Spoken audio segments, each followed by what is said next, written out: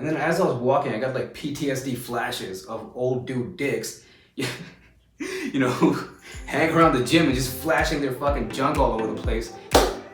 Welcome to the video, bro.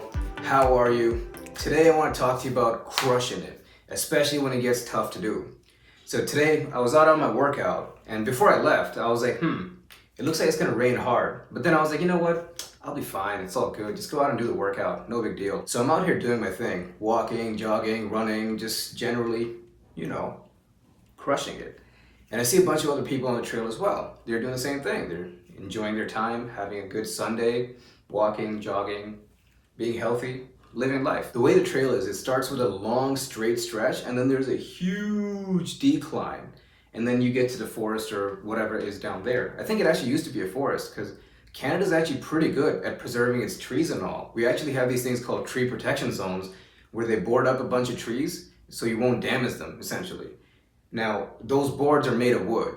So I don't know if I'm the only person who sees the irony in that, but still, shout out to Canada for keeping it real and saving all those trees. So I'm on the trail, right? It's about like 2 kilometers that way and 2 kilometers back, obviously. So on the way back, I'm on the phone with a buddy of mine, and he's like, bro, it fucking kills me that you're out here running when there's a tornado warning issued in Toronto. And I'm like, bro, I only have like 20 minutes left in this workout. I'll be fine. I'll be back home way before anything starts. And sometimes when you say something and you're like, maybe I shouldn't have said that in the off chance that I jinx myself. Now that's what's going through my mind. But to my boy, I'm like, nah, bro, I'm good. I got this. You're worrying for no reason. Then I started feeling a few raindrops and I was like, nah, I'm good. I'm fine. I got this.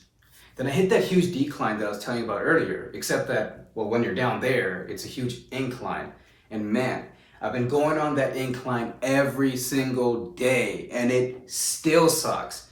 Every time I'm walking up the thing, I'm like winded and I'm just dying trying to climb that. So I'm walking up this incline and all of a sudden it starts pouring and it's picking up. Now I'm like, shit. Not only do I hate this incline, I got my phone on me, I got my AirPods and my Apple Watch is busted. Man, let me tell you the story behind this Apple Watch. I was out drinking with my previous boss. This was about a couple years ago. And this is around the time the Apple Watch Series 4 had just been announced. And actually, it had just started shipping. They had just started shipping new orders. And he had just ordered his. So we were talking about it. We're just catching up on technology and stuff like that. And he looks at me. He's like, Mr. Abhi, where's your Apple Watch? And I'm like, boss, I don't have one.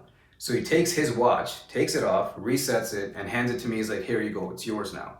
And I was blown away. I'm like, God damn, this dude just gifted me an Apple Watch. How do I get more friends like him?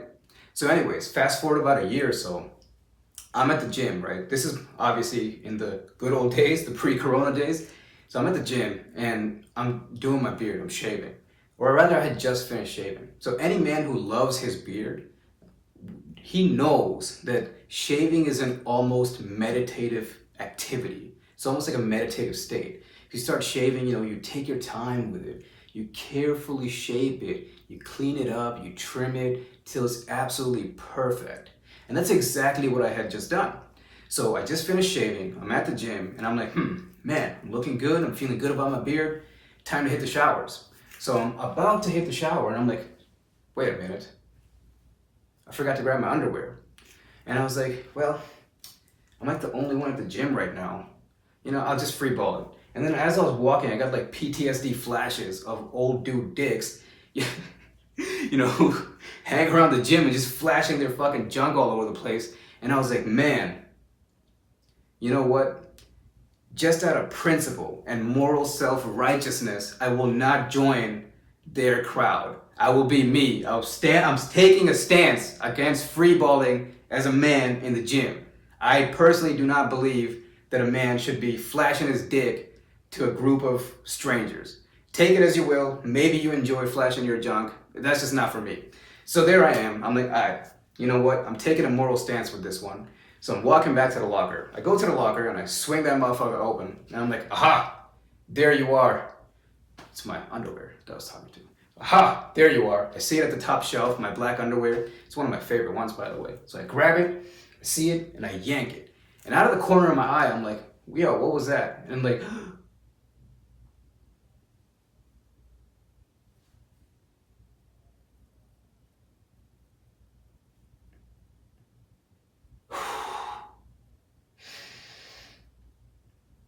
finally remember to breathe.